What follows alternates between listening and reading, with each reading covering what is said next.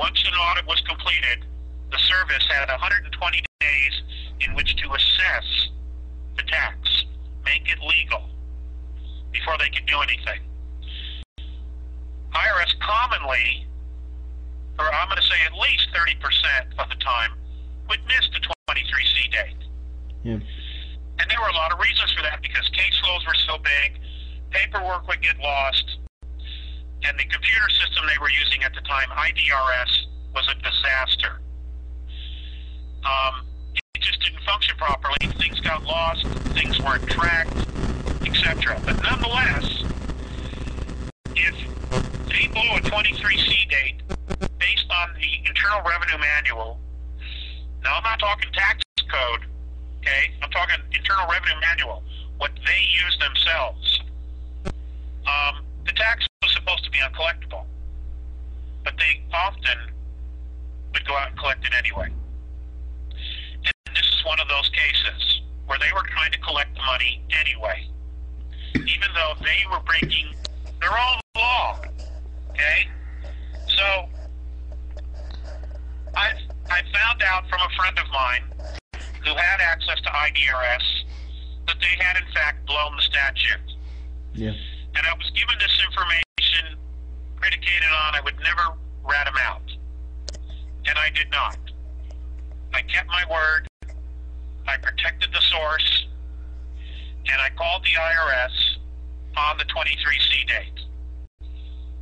That was my mistake. I should have had my client hire a tax attorney who had worked for IRS, and we should have done a discovery. But his life at that point was completely destroyed. Mm-hmm. He couldn't feed his family. Everything was gone. They had just taken control of every single dime he had and shut and ceased his business. Putting 31, I think it was, 31 or 32 people out of work just days before. So I called him on it, and that changed everything. Okay, they wanted to know how I knew the 23C date had been breached. Mm-hmm. And I wouldn't tell them. And when I finally was arrested by CID agents for the Internal Revenue Service, I refused again to tell them. I was arrested in a hallway of an apartment building. And when they put me in the car, that's all they wanted to know. Who was it that told me that? If I would tell them who that was, all of this would go away. And I kept bringing up the fact, listen guys, what about the fact that you're collecting this tax illegally? Well, that just got them angrier and angrier at me. So I ended up going to jail. I went to tax court. I was put in the Metropolitan Detention Center in Los Angeles, where I remained for 92 days before I was released. Okay. In Los Angeles. And when I got to my floor, several people had already known that I was an ex-IRS agent. And 5 times I had people try to kick my ass. Now, that was nice of the IRS to do that. Several times, when they would come to get me, to take me to court, they would ask me again, if you tell us who it was that breached IDRS, all this will go away. But I wasn't going to do that, because again, they were in the wrong. I wasn't. They were in the wrong. So I get to tax court, and I have 4 or 5 charges leveled at me. Mm-hmm. Okay? And they were all bullshit. They were all bullshit charges. In fact, in the end, 3 of them were completely dismissed by the judge. I was given a public defender because everything I had been seized as well by the IRS. I had no documents, no records, no checkbook. I had nothing but the clothes on my back. So I go to court, and the first attorney I'm given has never, ever had a tax case. So I request a new attorney. Okay? Mm-hmm. I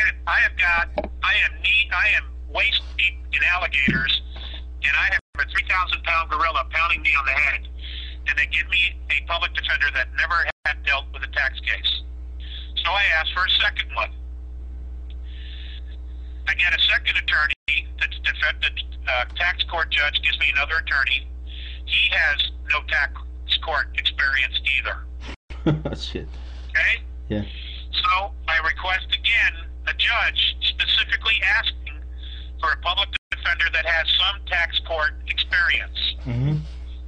He gives me a third attorney, public defender, who had less total overall experience than the other two, but again, no tax court experience whatsoever. He had been a public defender for less than 3 years. And the judge told me, this is it. You're not getting another one. So I'm like, okay, I'm really screwed here. And I was totally screwed. But, you know, if I had to do the whole thing over again, the only thing I would change is that I would have a client get a tax attorney. Now, meanwhile, I'm in jail, and all my other cases are completely falling apart. Mm-hmm. And my clients are doing whatever they have to do to protect themselves from this 3,000-pound gorilla. Because I'm not there to defend them anymore. And that's pretty much what happened. I ended up pleading guilty to the least of the 4 charges or 5 charges, whatever it was, to making a false material statement to a government agency. And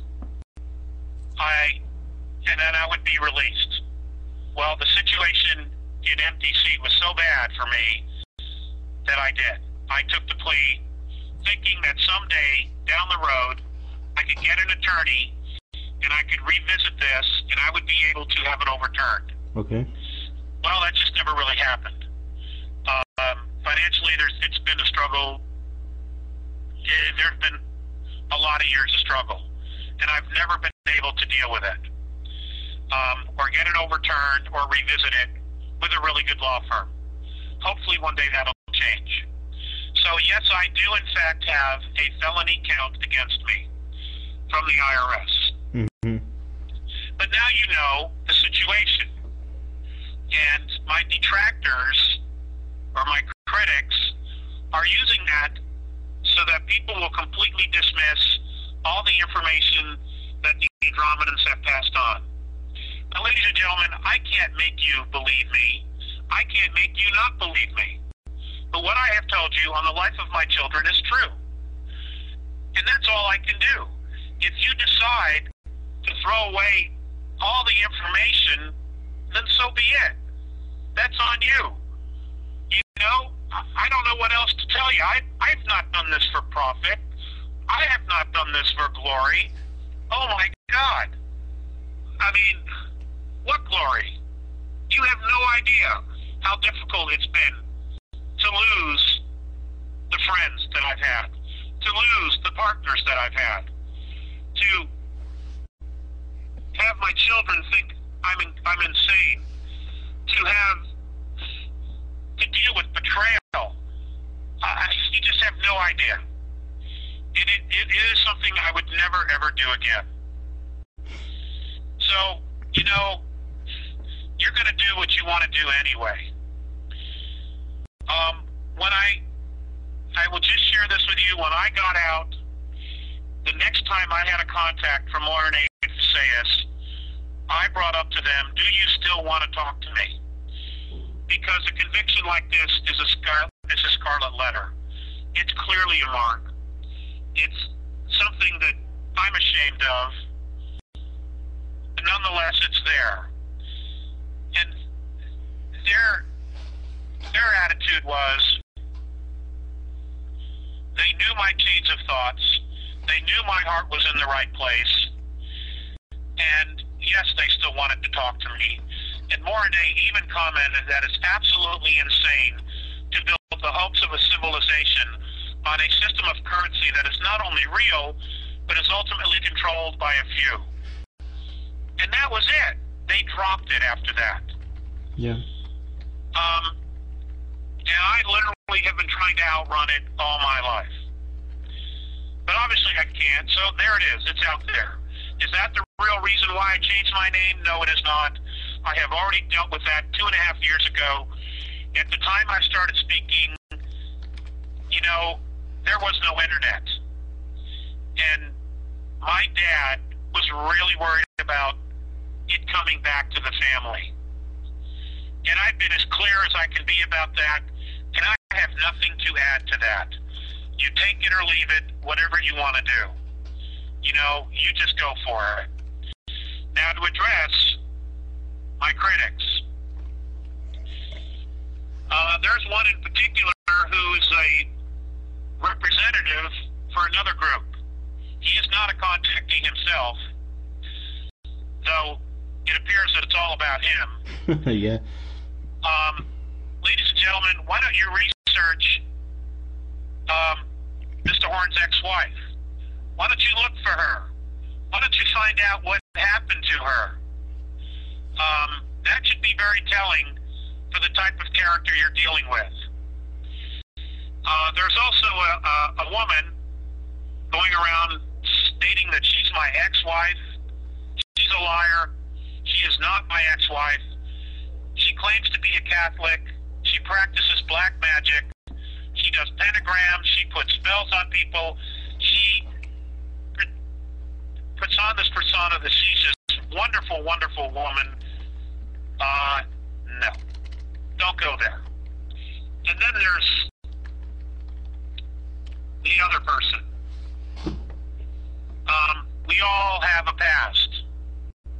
Yeah. You know, we all have a past. And he has a past, a drug bust, and I'll just let you figure out who that is. But does that make them all horrible people? No, it does not. You know, what drama? I mean, it is all such drama.